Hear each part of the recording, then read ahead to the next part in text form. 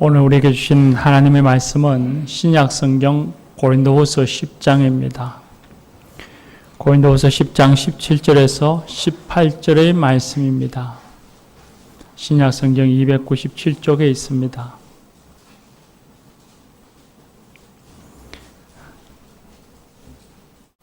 이제 하나님의 말씀을 경청하시겠습니다. 자랑하는 자는 주 안에서 자랑할지니라. 옳다 인정함을 받는 자는 자기를 칭찬하는 자가 아니요 오직 주께서 칭찬하시는 자니라. 아멘. 이 말씀으로 하나님이 우리에게 은혜 주실 줄 믿습니다. 여러분 영화 좋아하십니까? 네. 저는 영화를 좋아하는데 7월 말이면 이순신 장군을 주인공으로 하는 한산이라는 영화가 곧 개봉된다고 합니다. 이순신 장군은 임진왜란 때에 풍전등화에 놓인 나라를 구한 영웅이고 세계사에서 가장 위대한 해전의 영웅으로 기억되어지는 분입니다. 만약 이순신 장군의 지혜와 용기가 없었다면 조선은 일본의 칼에 아마 무참히 무너졌을 것입니다.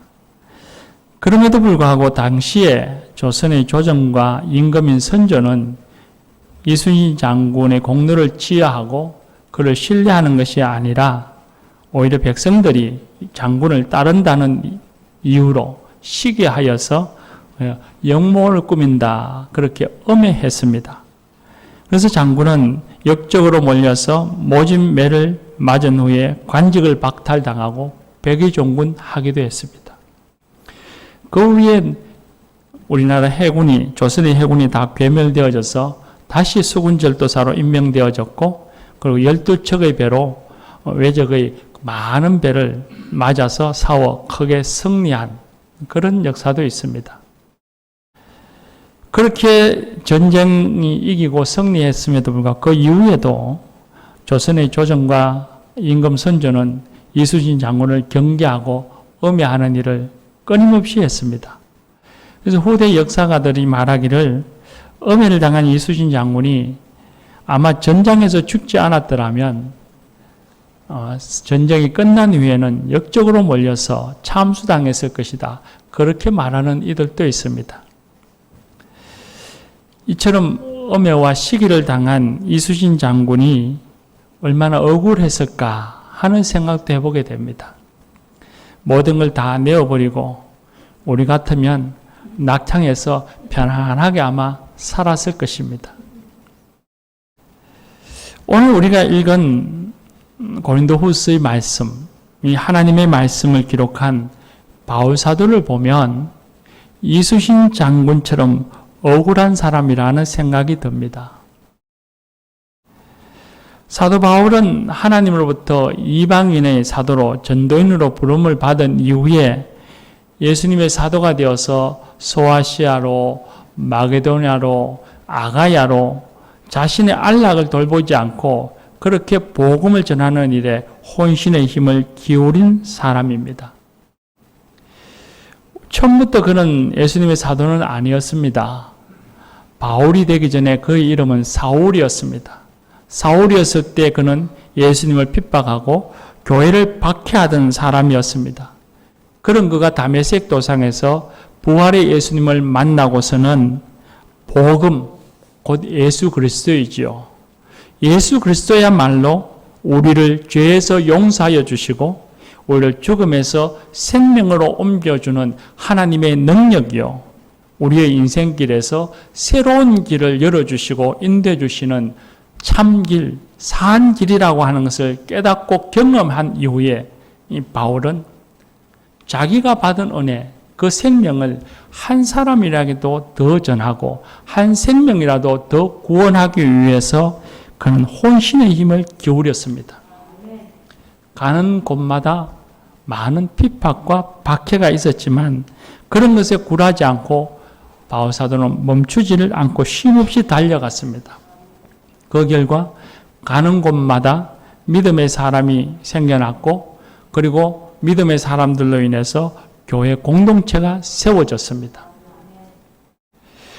사도 바울은 그렇게 공동체가 세워질 때마다 그곳에 그 지역에 안주하지 않고 그는 또다시 그곳을 떠나서 다른 선교지를 향해 떠나갔습니다. 근데 문제는 그 다음부터 일어났습니다. 바울사도가 떠나고 난 후에 뒤따라오는 전도인들이 있었습니다. 그들은 유대인 그리스도인들로서 유대인들 외에 이방인이라 할지라도 유대인 외의 사람들, 헬라 사람이든 로마 사람이든 어떤 사람이든지 간에 그들은 예수님만 믿는 것이 아니라 자신들이 행한 것처럼 할례를 받고 율법을 행하여야만 구원을 받는다고 주장했습니다.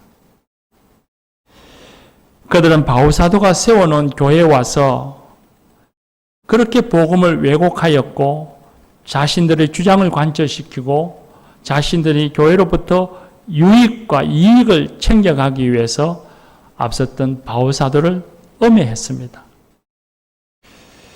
고린도 교회도 예외는 아니었습니다. 거짓 전도인들이 고린도에 들어왔습니다. 그리고는 바울사도가 전한 복음을 왜곡하고 음해했습니다. 바울사도는 참 사도가 아니다. 그런 사도가 아니라고 말했습니다.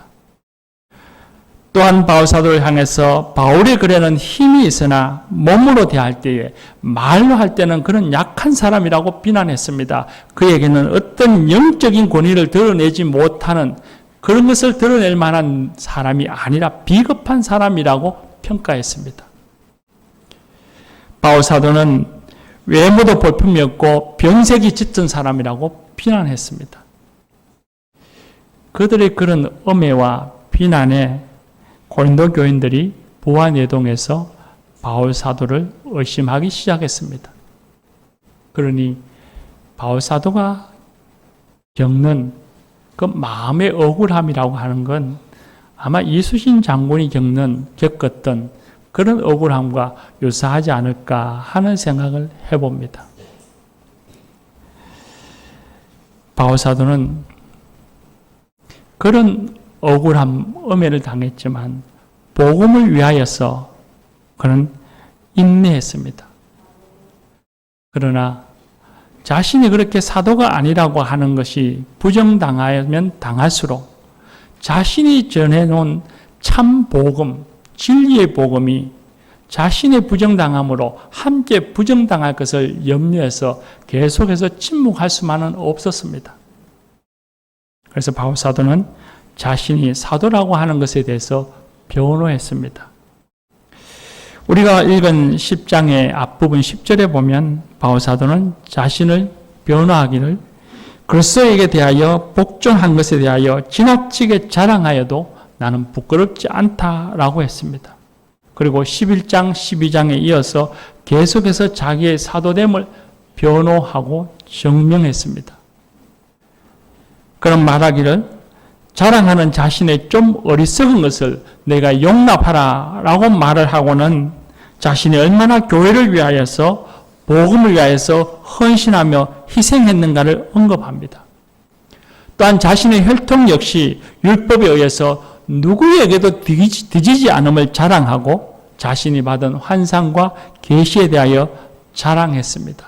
그리고 자신이 참 사도였음을 증명했습니다. 그런데 이런 모든 변호와 자랑을 통해서 사람들로부터 사도로 인정받는 것보다 더 중요한 원칙 하나를 말합니다. 사람들로부터 인정받는 것보다 더 중요한 것, 그리스도인의 삶의 원칙을 우리에게 알려줍니다. 그것이 오늘 우리가 읽은 말씀입니다. 18절 말씀에 보면 옳다 인정함을 받는 자는 자기를 칭찬하는 자가 아니라 오직 주께서 칭찬하시는 자니라 했습니다.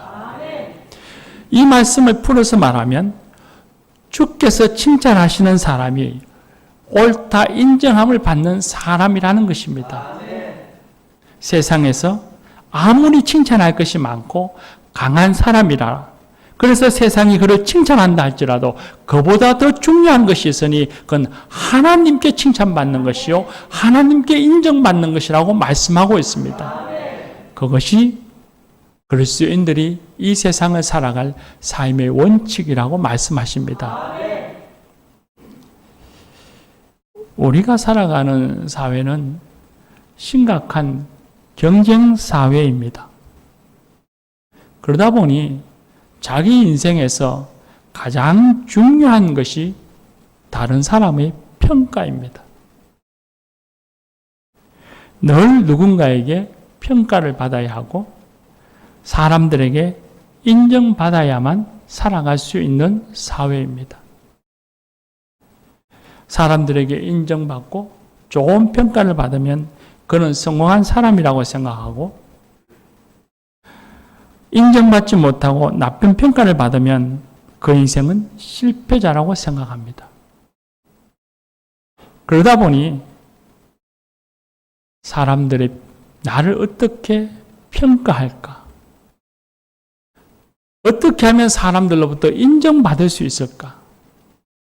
그런 것을 늘 고민하고 신경 쓰고 살아갑니다. 그러다 보니 우리의 마음은 불안하고 긴장감이 떠나질 않습니다. 또한 그 평가는 언제나 결과물로 결정합니다. 과정이 어찌 되었든지 간에 상관없이 결과만 좋으면 좋은 평가를 받고, 그 과정 속에서 온갖 수고와 헌신을 했지만 결과가 좋지 않으면 결국 나쁜 평가를 받습니다. 사람들에게 엄해를 당해도 억울한 일이지만 온갖 수고를 다하고 힘쓰였지만 결과가 좋지 않다는 이유로 자신의 노력이 저평가받는 것은 참으로 억울한 일입니다.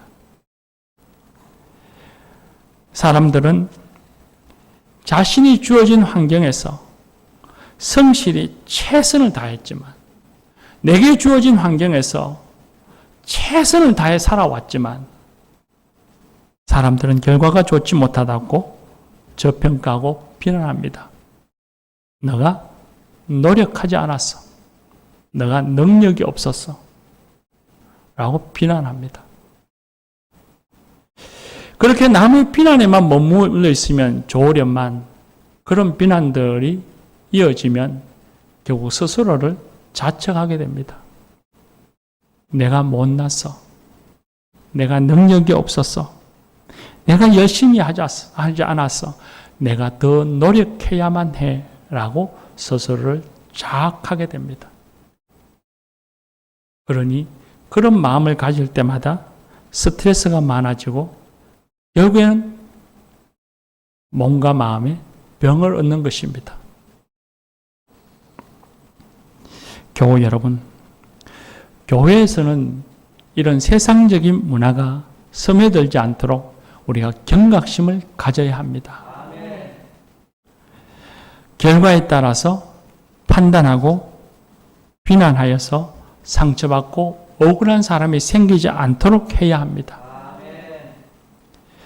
이런 거짓된 문화가, 세상에서의 거짓된 문화가 교회 안으로 스며들면 누구도 앞장서서 하나님의 일을 하려고 하지 않습니다.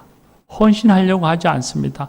물질로도, 시간으로도, 몸으로도, 마음으로도 헌신하려고 하지 않고 사역자는 세워지지 않습니다.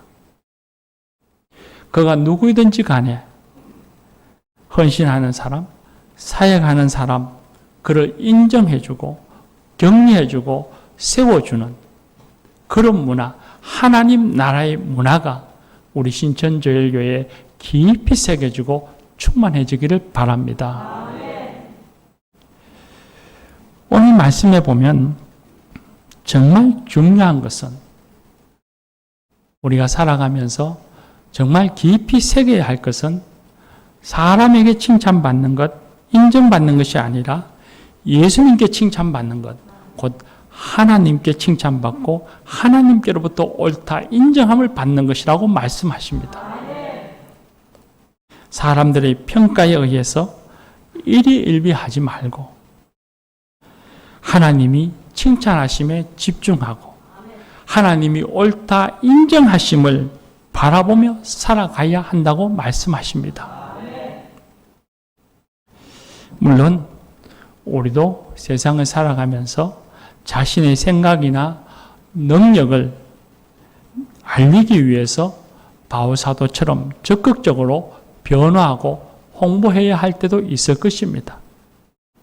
그러나 그것이 전부인 양, 그렇게 살아가지만 그것이 삶의 원칙인 양 생각해서는 안 된다는 것입니다.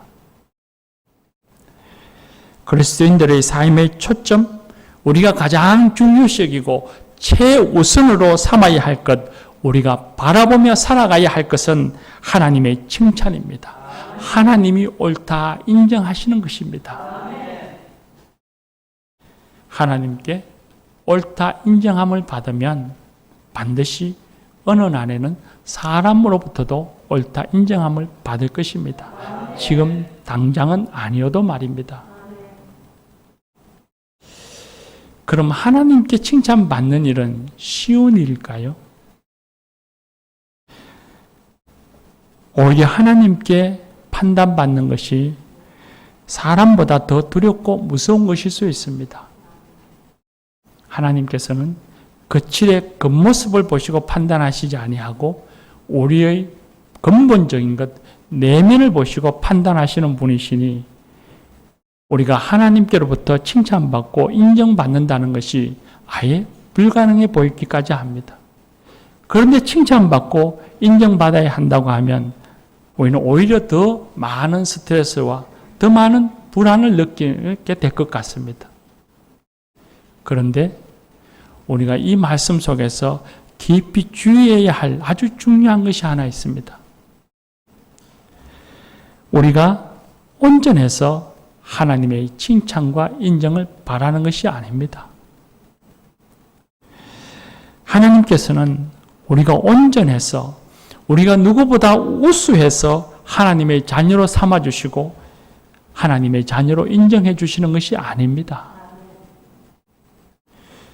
부족하고 미숙하지만 우리를 사랑하셔서 우리를 칭찬하시고 인정해 주시는 것입니다. 그래서 하나님의 은혜입니다.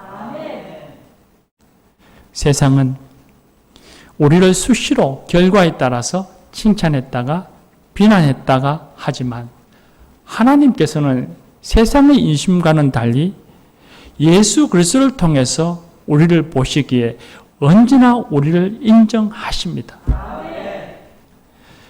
하나님께 전적으로 순종하셨던 예수 그리스도라고 하는 사랑의 렌즈를 통해서 우리를 바라보십니다. 그렇게 우리를 보시기에 우리를 언제나 칭찬하시고 옳다 인정하시는 것입니다. 또한 이것은 하나님의 약속입니다. 하나님께서 우리에게 말씀하십니다. 너가 어디에 있든지 무엇을 하든지 어떤 형편을 처하든지 언제나 내가 너를 인정하리라. 예수 그리스도를 통해서 내가 너를 인정하리라 라고 우리에게 약속해 주셨습니다. 그리고 우리의 마음에 성령님이 오셔서 그것을 보정해 주셨습니다. 그러므로 저와 여러분은 하나님의 은혜로 언제나 칭찬받고 항상 옳다 인정함을 받는 사람들입니다. 우리가 조금 부족해도 수고했다, 잘했다, 사랑하는 내 아들, 딸들아 하나님이 말씀하십니다. 우리가 실수하여도 염려하지 말라. 내가 너를 사랑하느니라 말씀하십니다. 그렇게 하나님께서는 언제나 우리를 인정하시고 칭찬해 주시는 우리의 진짜배기 영적 아버지십니다.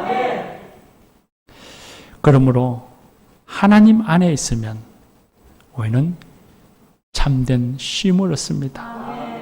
참된 평안을 얻습니다. 세상이 주는 억울함과 불안과 고통에서부터 우리를 자유케 하십니다. 그래서 하나님을 바라보아야 합니다. 우리를 인정하시고 우리를 옳다 하시는 하나님을 바라보고 하나님께 집중하며 살아야 합니다. 교우 여러분, 세상의 평가, 사람이 인정하는 것에 매여 살지 말고 하나님께 집중해서 사십시다. 하나님을 바라보며 살아가십시다. 은혜의 하나님을 바라보고 하나님께 집중하면 능히 세상의 어리석고 거짓된 문화, 그 가치들을 이길 수 있을 것입니다. 다윗과 골리앗의 이야기를 아시지요? 그 다윗의 골리앗의 이야기를 보면 세상에서 우리를 불안하게 하고 고통을 주는 세상 나라의 문화, 가치관은 마치 골리앗처럼 거대합니다. 그리고 우리는 그 골리앗과 싸우고자 하는 우리는 다윗처럼 작고 미미해서 이기는 것이 불가능해 보이기까지 합니다. 그런데 다윗은 어떻게 되었습니까? 다윗이 골리앗과 마주서 있었지만 다윗은 골리앗을 바라보지 않았습니다. 자신을 죽이려고 하고 이기려고 하는 그 거대한 골리앗에게 집중한 것이 아니라 다윗은 자신을 인정하시는 하나님께 집중했습니다. 하나님을 바라보았습니다. 그 하나님을 바라보고 골리앗을 맞서 싸웠고 그리고 골리앗을 이길 수 있었습니다. 우리도 마찬가지입니다. 골리앗이라고 하는 거대한 현실의 어둠에 집중하지 말고 하나님이 언제나 나를 인정해 주신다고 하는 그 믿음으로 하나님께 집중해야 합니다. 하나님께 집중하고 나를 인정해 주시는 하나님을 바라보고 살아가면 골리앗 같은 거대한 세상의 어리석음과 거짓된 문화를 능히 이길 수 있을 것입니다. 그런데 문제가 또 하나 있죠. 우리가 살아온 경험에 의하면 이 믿음이 항상 우리를 꽉 붙들어주면 얼마나 좋겠습니까? 그런데 그렇지 않을 때가 많다는 겁니다. 사람들의 평가에 상처받고 억울한 일이 있을 때마다 하나님을 바라봐야지, 하나님은 나를 인정해 주시잖아 라고 생각을 하는데 마음의 상처가 좀째 씻겨지지 않습니다. 하나님을 바라보며 살아야지 하지만 또 얼마 지나지 않아서 어떤 상황에 마주치면 또다시 불안해하는 내 자신을 발견하게 됩니다.